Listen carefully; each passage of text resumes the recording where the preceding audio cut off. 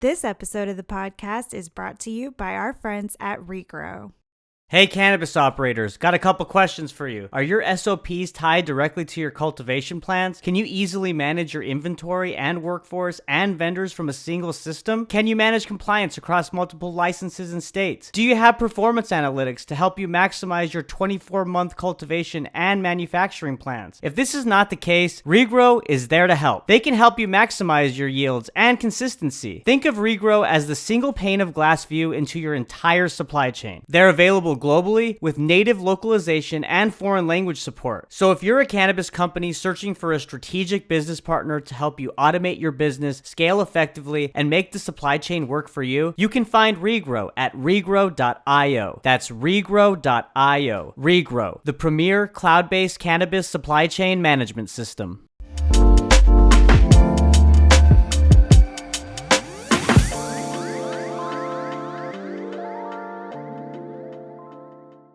Mr. Ben Larson, how are you, sir?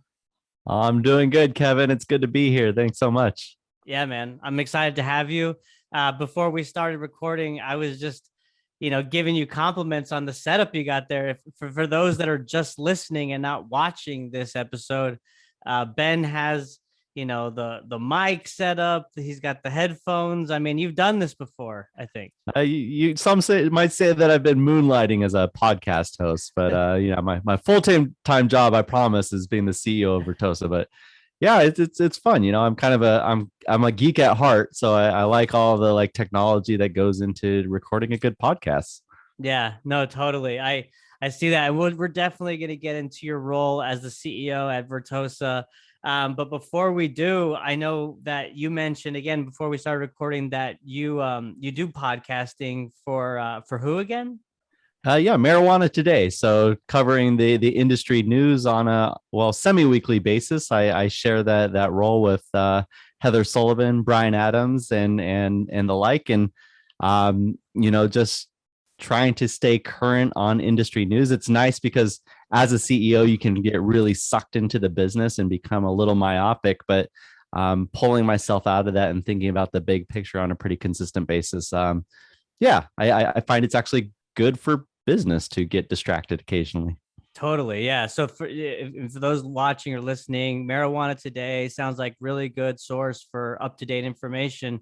And to your point, Ben, it's got to be helping you sharpen, kind of what's happening and your sense of awareness of the industry as the CEO. I mean, having conversations that are, timely, relevant, and focused on progression within the industry.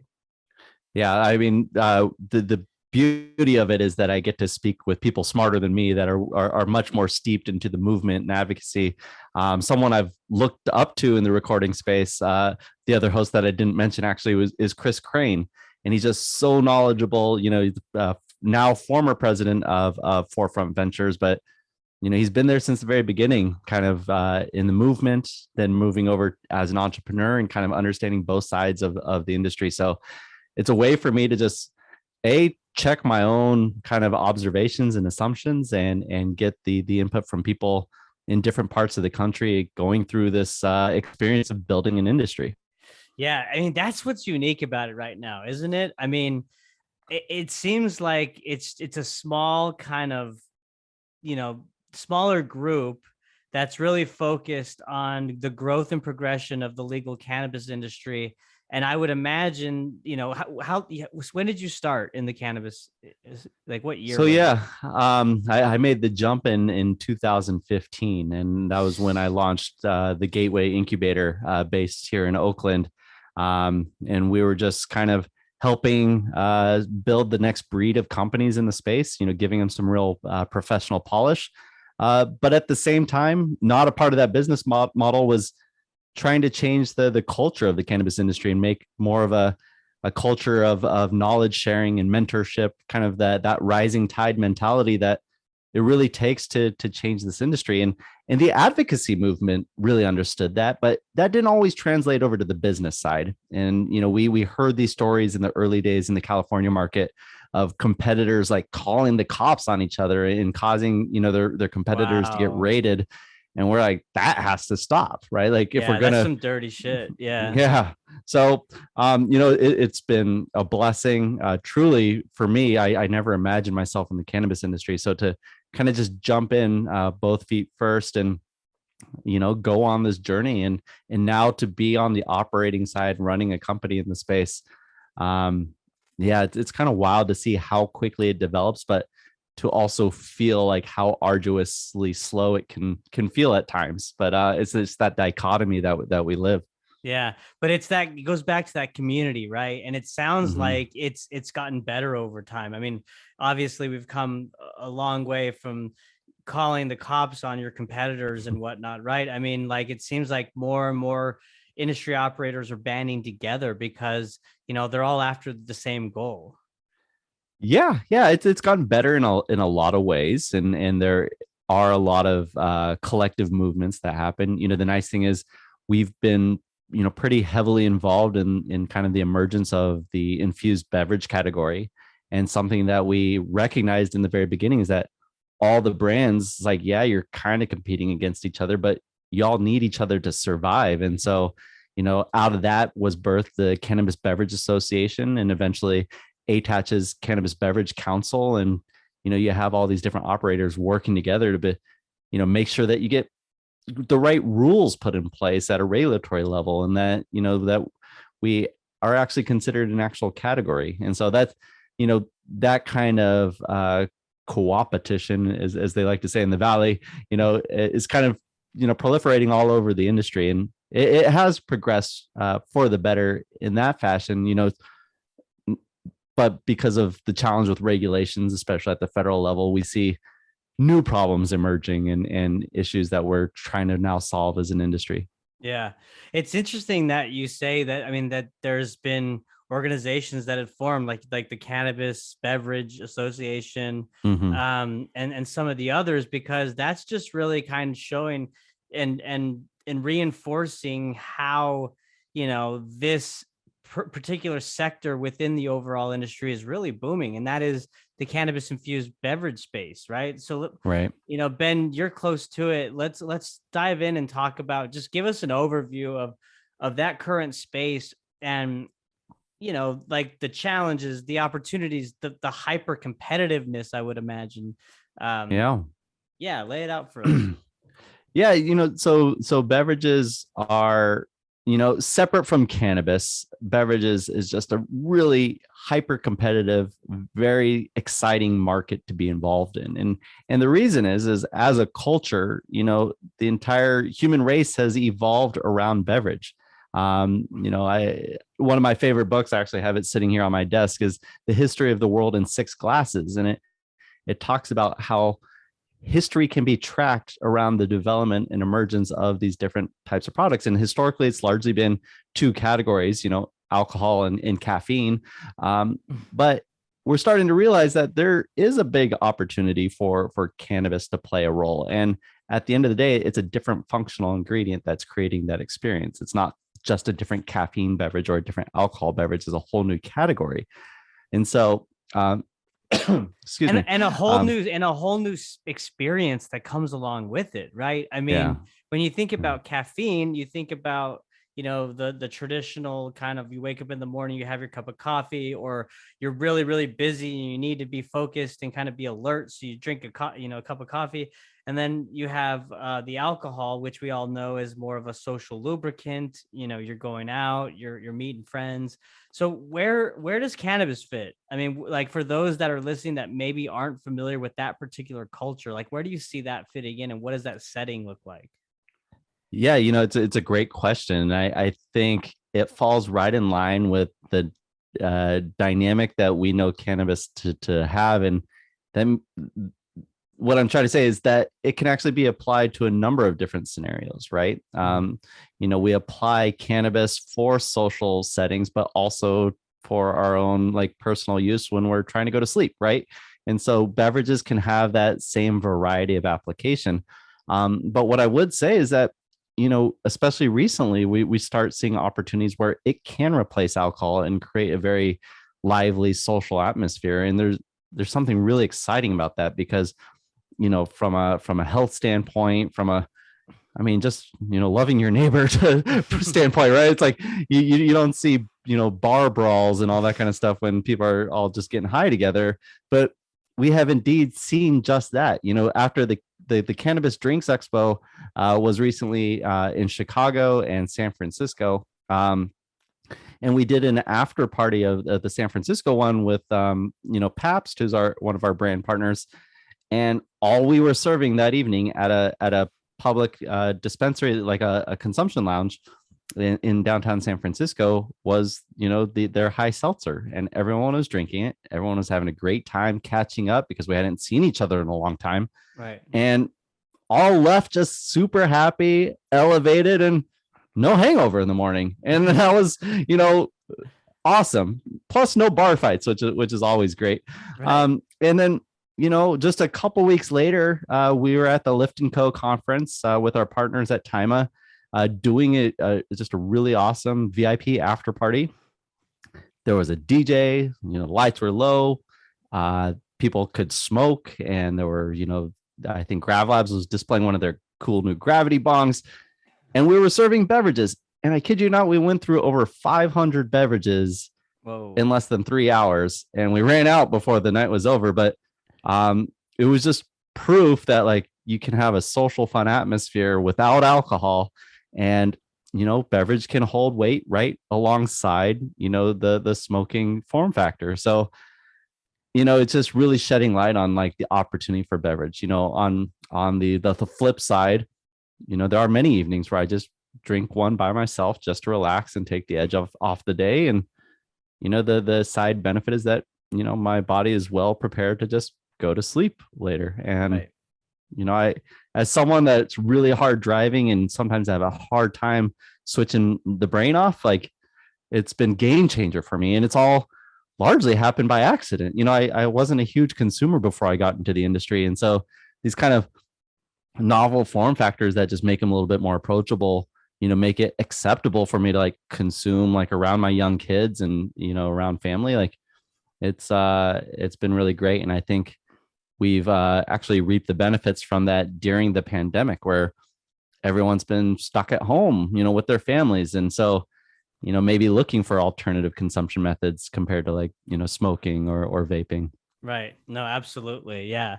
I mean, it just kind of opens up the already open up demographic that cannabis consumers present, right? I mean, the plant kind of touches every aspect of adult human life, and I mean, not younger life, but I'm not saying that's okay, right? But I'm just saying that there's different ways in which you can formulate products to consume them, and that's what makes it even more great. Yeah. So, what's really funny, actually, sorry to interrupt, but, like, when we were running Gateway, we got a lot of pitches about, new products being sold to the soccer moms. Like, we've all heard that pitch, right? Well, lo and behold, a few years later, I'm living in the suburbs. Like, I live in Walnut Creek, which is, anyone from the Bay Area knows, that's a few steps away from Oakland and San Francisco, where I used to live. But I legitimately see soccer moms, or at least the moms of, like, my 4-year-olds, like, classmates, having infused beverages out, for consumption by the adults, like, at the birthday parties. And I'm like, it's actually happening. Like, this is really cool. Like, I don't even have to be the one that's, like, bringing it and pushing it, like, like I was in the earlier days. It's like, right. Here, quick, try this. And all of a sudden I'm showing up and they're sitting there in the cooler already chilled. And I'm like, this is amazing. When you would bring those, like, I'm just curious, because I don't see them as much out here in Texas. I mean, I'm sure in the Austin area, there's some probably niche brands, but I don't know. I don't see them, and I wish that I did. But, like, at the same time, with there being so many different seltzers, hard seltzers that are coming out and whatnot, like, do people even like recognize that that's a THC infused beverage, or they just automatically assume it's a new type of alcoholic beverage, and then you have to explain it to them that way? Like, I think the industry regulators are pretty good at making it identifiable, right? So the first indication is that, especially here in California, there's a big emblem on it that's a warning triangle that has a marijuana leaf in it, and it's like, okay, this is warning, this is a THC product. Not to mention that they have the child proof enclosures where you don't see those on alcohol for some, stupid reason, right? Like Right. alcohol should, if cannabis has to be protected, like alcohol should be as well, or neither of them, in is the way I would probably vote. Right. But that's Agreed. neither here nor there. But so to that aspect, they are differentiated to the point where it does cause you to pause. But from a form factor and approachability perspective, they're very similar, which is exciting, and that's why we've seen people for the very first time in their lives, and not just curious 20 and 30 somethings, but like 60 and 70-year-olds trying cannabis for the very first time and feeling that it's safe enough for them to do so, and it's not stigmatized in a way that they put it off for 60 or 70 years. So it's really exciting. It's we're entering the holiday season now, depending on when this airs, but we really kind of like kicked off our first effort during a holiday season. And I remember we got invited to a very posh holiday party in Pack Heights in San Francisco, and this was a potential investor, so I'm like, hey, let me set up an infusion bar. And she's like, oh, that would be awesome. And so Harold, myself, and Austin, three business partners showing up, setting up an infusion bar. We were dressed nicely so we could hang out and look cool, but really we were there to push infused beverages. And people were just so curious and enthralled by it. And they're like, wait, so I can drink this and I can have an alcohol beverage? I'm like, well, let me explain the crossfade to you. So take it easy. Wait, what's the crossfade? What's a crossfade? Oh my God. Yeah. So, some people caution about like mixing alcohol and weed because it can really like amplify the effects of each other. But I find it's a nice layering effect. I agree. And for me personally, it reduces the amount of alcohol I consume. Oh, And so it's just like the term of like consuming both. It's just what Yeah. you call it. Oh, Yes. okay. I didn't know there was Yeah. like a name for it. Okay. I don't know how far spread that is, or if it's a Bay Area thing or what, but I'm a big fan of it. I like it. I'm gonna start using it. Yeah. Yeah, absolutely. If that's the only takeaway from today, I feel my job here is done. Crossfade, everyone. Crossfade. Yeah. Trademark pending. So yeah, I mean the holiday season was a great way for us to kind of get it out there and just really observe people interacting with it for the first time, and they were just so stoked on the idea of like not waking up with a hangover. And I got a report back from the party host. She's like, that was the most successful holiday party I've ever thrown. Thank you guys so much. And I'm like, that was it. That's all we needed. We were three guys at the time, and we just knew that we were onto something, and we just needed to keep applying pressure. No fights, no couples breaking up or causing scenes in the middle of the party. It was all right. Good, Yeah. Everyone was happy. That's awesome. Well, so tell me about on the business operations side, right? Like from my perspective, like, and we talked about earlier how this is just an emerging space, and I can't imagine how hyper competitive it is. And, so talk to me a little bit about, the companies that you work with, Vertosa being a cannabis and hemp infusion technology company. Sure. Yeah. So when we looked at the industry, we saw this drive towards vertical integration. And being in Texas, you're probably very familiar with that because of the regulatory structure.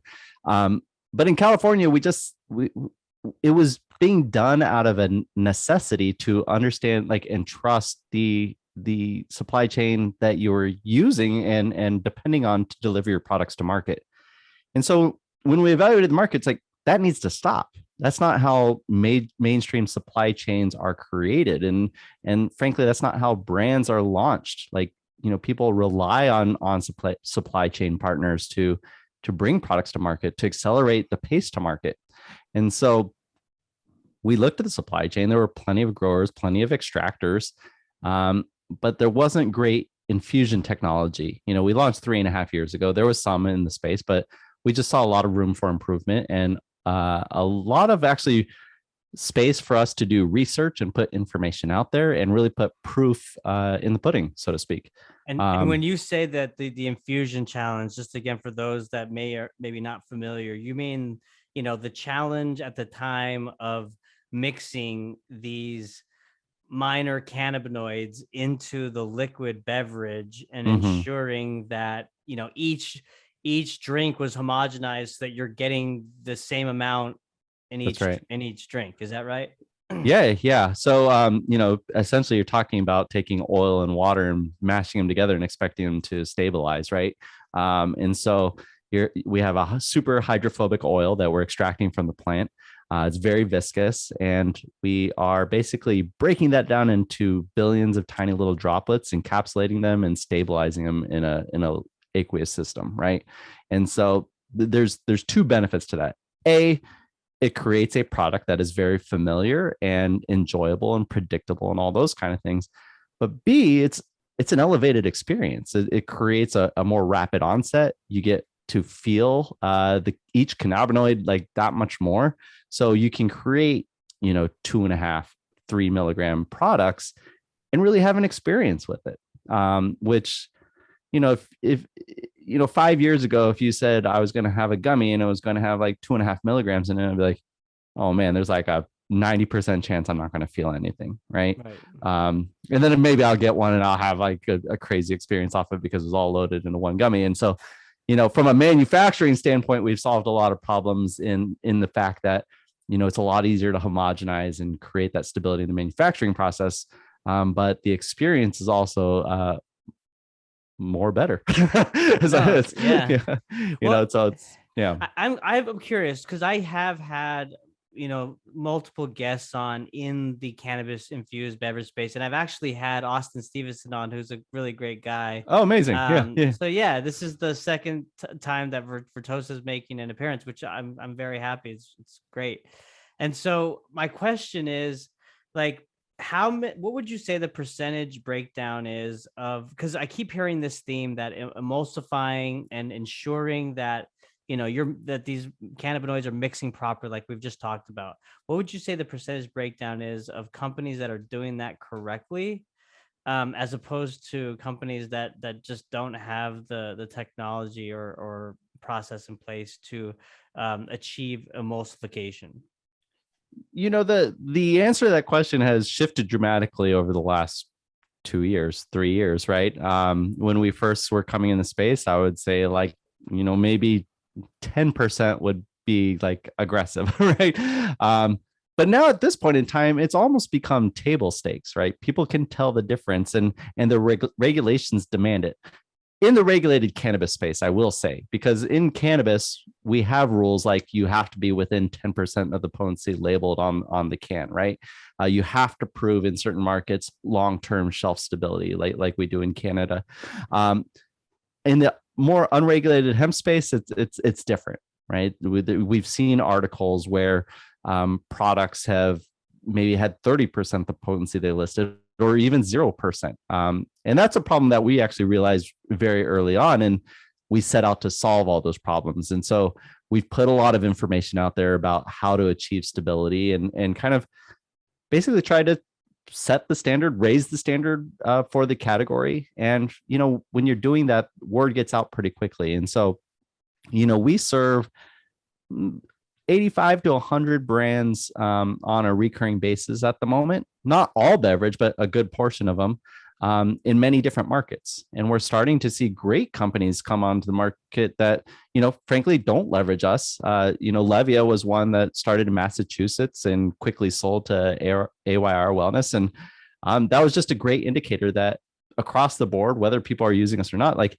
the expectation is elevating, right? And so we love touting the fact that we work with companies like, Pabst, Vita Coco, and Lagunitas, but we also love the fact that we work with great legacy companies like Keef Cola and Cannabis Quencher. And, it's for us, it's not about the fact that we are a secret sauce, so to speak, but more that we're just setting the standard and that we're trying to remove an element that the product maker shouldn't have to be worrying about. What they should be worrying about is what cannabinoids or plant material do they want to put into a product, and how do they want to flavor it, and how do they want to brand it and deliver it and promise it to their consumer. We just merely want to make that a lot easier for them to do.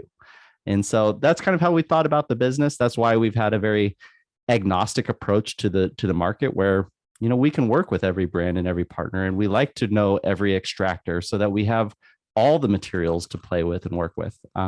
So whether it's, a special combination of cannabinoids that are repeatable, like, THCV plus THC plus CBD, or to take a live resin extraction out of a small lot, cannabis grow in Humboldt, California. We provide that flexibility to the partners that we work with. Mm-hmm. I like that mindset, man. It really kind of reinforces your commitment to just kind of, all ships or all the tides rise kind of mentality where, you want the industry to succeed, and you want to raise the bar, and you want everybody to kind of be operating in that fashion. And when you mention brands like Levia, I recently had Matt Melander on. He's a great guy. And it just kind of showcases that, look, like, you guys have 85 to 100 different companies that you're working with, and a number of those brands that you named, but there's going to be others that are going to emerge, and that's fine, right? Because as long as they're doing the right thing and producing a quality product that has what it contains, it says it has, then that's great. And I would imagine that your process of working with these companies, the 85 to 100 that you mentioned, is there some type of criteria that you look for when working with them? I mean, how does that process go down? It's a good question. The only criteria that we really have is that it's an ethical operator, and because we're doing all the sourcing on our inputs, we can apply our filters there as far as ensuring safe and clean product. So we do like big six testing, where we're testing for microbials and molds and heavy metals and solvents and all that kind of stuff, really ensuring that what we're putting into a product is totally safe for consumption, right?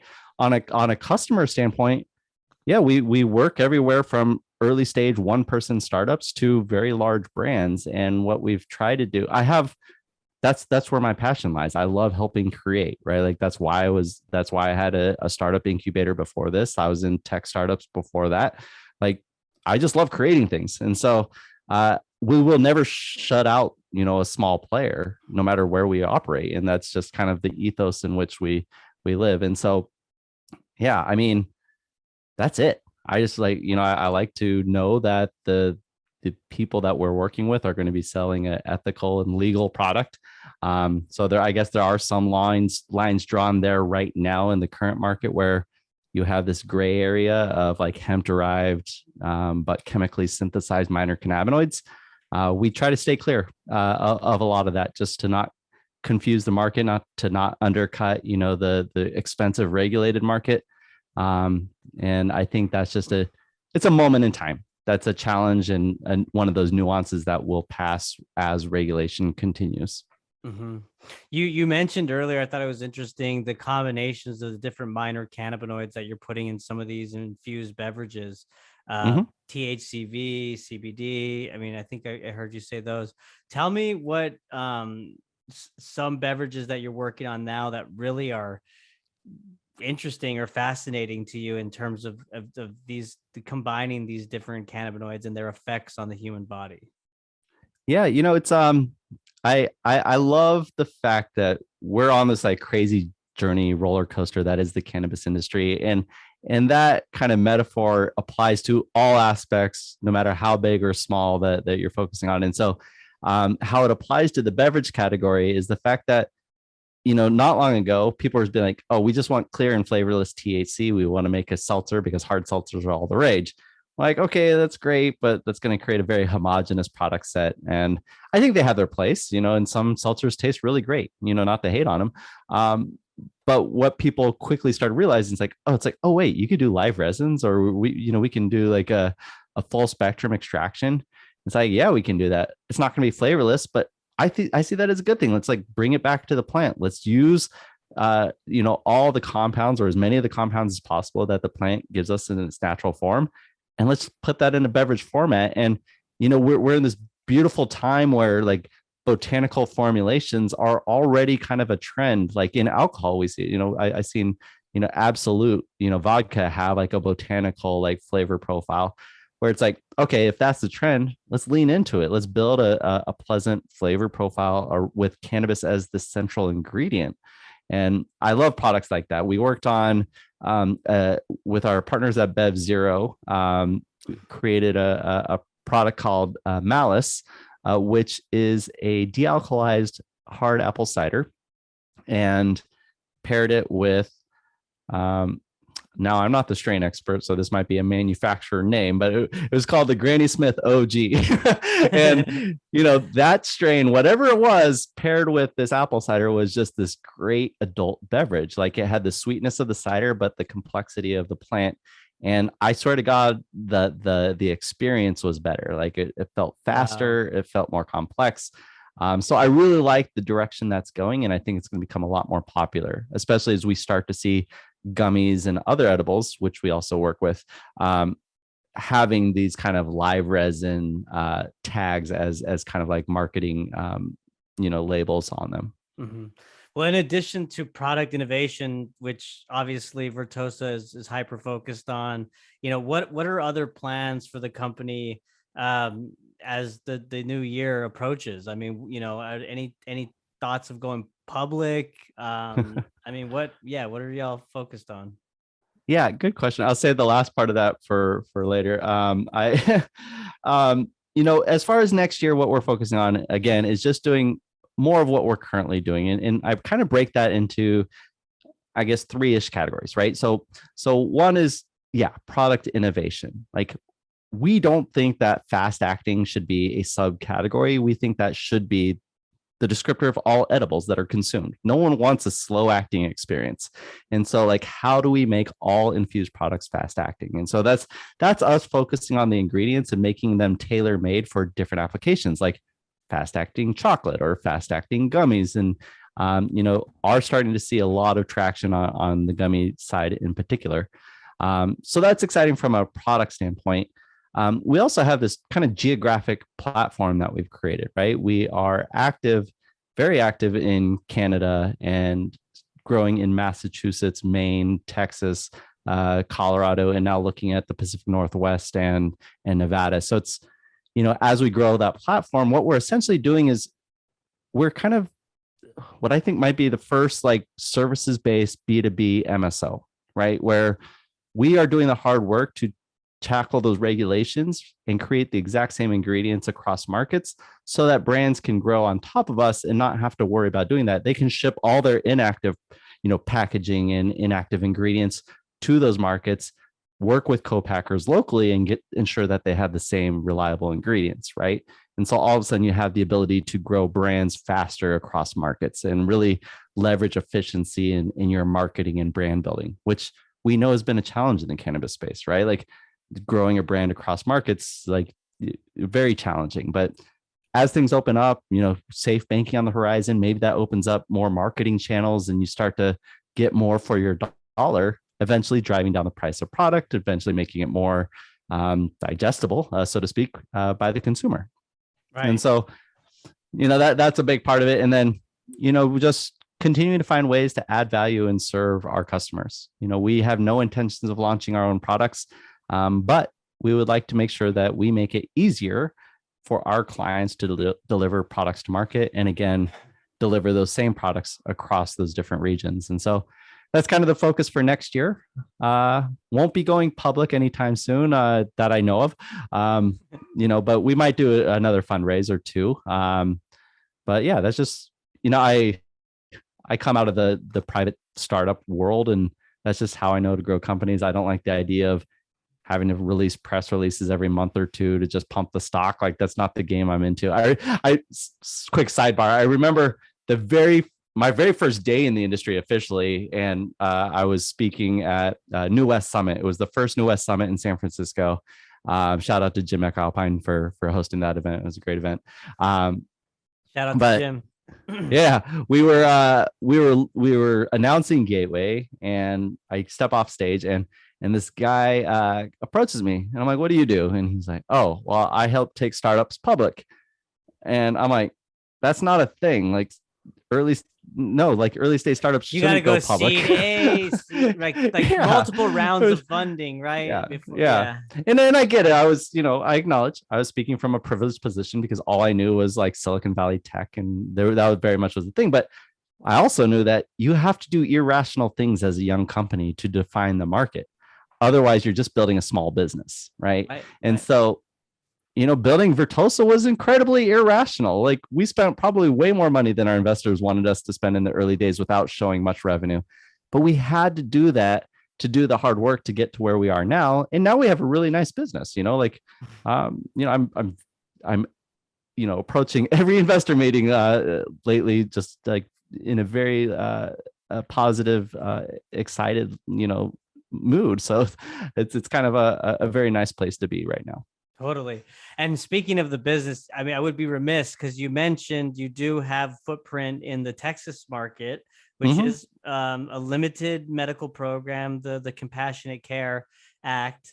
So tell us a little bit about, what y'all are doing here in Texas. Yeah, great question. So Texas is the one anomaly to our typical model, right? So I mentioned we like to stay really agnostic. Every market that we're in, except for Texas, is like you know open ended on both ends, where we get to use whatever inputs we want and we can work with whatever brands we want. But because Texas is so siloed and so focused on, frankly, three major license holders, we had to, frankly, pick a horse, as they say, right? And so it wasn't a horse; it was a great partner that we found with Compassionate Cultivation, and are helping them create a next breed of infused products. And early signs are showing that the community really loves them, and I'm just thrilled for Texas right now, actually, because I remember when we were first looking at Texas, we're like, oh my God, it's only like 4,000 patients. Like, who cares about Texas? And lo and behold, a few more qualifying conditions, and all of a sudden, you guys are adding like 2,500 patients a month, which is amazing. And so we just Yeah. now are really excited about the trajectory for Texas. Yeah, I mean the recent legislative session, they added a few more ailments to the overall bill, the medical program. So it's expanded more to than just the 4,000 patients that you mentioned. Right. Um, but it's good. I mean, hey, it's slow progress. We know that Texas is going to be one of the hardest states to turn in that way, but it's happening day to day. And I'll tell you what, the advocates here in Texas are relentless. Those people are Yeah. banging down the senators and the elected officials' doors, just pushing for change. So it's great. I do gotta say it's a little confounding though, because of just the libertarian bent that Texas has always had, and it's just like, and kind of the agricultural nature of cannabis. It just Exactly. feels like I so well know. positioned for the Texas market. I just, yeah, good old boys just need to put down the Budweiser for a little while and pick up maybe a cold infused beverage, and maybe they'll see the light. Full circle. That's exactly right, man. Send some out here and they'll be hooked. I'll tell you, they'll Well, switch it in a won't be minute. me sending them. I'm not going to be playing that game. Just put an alias, Ben. You just got Right? to Yeah, put an yeah, alias, yeah, man. yeah. Yeah. It's Len Barson is sending some product to Texas. Len Barson, that's awesome. Well, let's wrap it up. I want to give you the floor, and I want you to pull out your crystal ball and tell us the future of the cannabis beverage space. What does it look like in 5 to 10 years? Oh man, 5 to 10 years. That's a nice horizon. Right now, as a company, right now we're focused on two categories really primarily. So one is beverage and gummy. So gummy is like the mainstay. It's the number one category, at least in California. And then we have beverage, and we get this like all these detractors being like, oh, it's only 2% of the market. And to that, I just kind of like roll my eyes, because I'm like, everything starts at zero. And anyone that works in startups usually goes from zero to zero point 0.5 to 1 to 1.75 to 2, and then all of a sudden you're at 30, right? And like you're like, whoa, look at that growth curve. And that's what's going to happen with beverage. Like, because what beverage requires and what beverage has done in every other major market has benefited from the economies of scale. And that's distribution, manufacturing, ingredients, everything. And so as rules kind of ease up, as we get a more legalization, larger markets, cross state commerce, maybe 5 to 10 years, I think you said. So um I think y'all are going to see like a very sizable market share for beverage, and it's because of the approachable nature to it. It's not like you're choosing it over another category. It fits very nicely to your favorite categories. If you're a smoker, you can have this in the other hand. We've seen it. It's happening. And so, yeah, man, it's like, who's going to be number one, beverage or gummy? And I think that's just a matter of where you are at on the timeline. I think it'll be number one or number two, depending where you land. And yeah, we just hope to be a big part of it. We don't have to be the only one. We truly do believe it, that this is a rising tide. If we're doing something important, we're not going to be the only one, right? And we that kind of mentality comes out of my time in the tech world. Is like, look, if it's a real market, of course there's going to be competition, and of course there's going to be good competition. Google or Apple wouldn't be the same without each other. And so, yeah, that's where we'll be, and we just hope to be a big part of it. We're building a company that wants to stand the test of time. We don't have our eyes on a horizon of acquisition or going public. We just want to keep infusing the world. Love it. Ben, really appreciate your time. This has been a great conversation, man. I really want to have you back on in the near future as things continue to evolve within the cannabis beverage space. So yeah, I'll be in touch. Really appreciate it, Kevin. This has been awesome. Absolutely, man. And where can people find y'all's website and social media if they want to learn more about Vertosa? Yeah, just vertosa.com. That's vertosa.com, or at Vertosa Inc. On the socials. Right on, Ben. Thank you so much again. And thank you all for listening. Bye.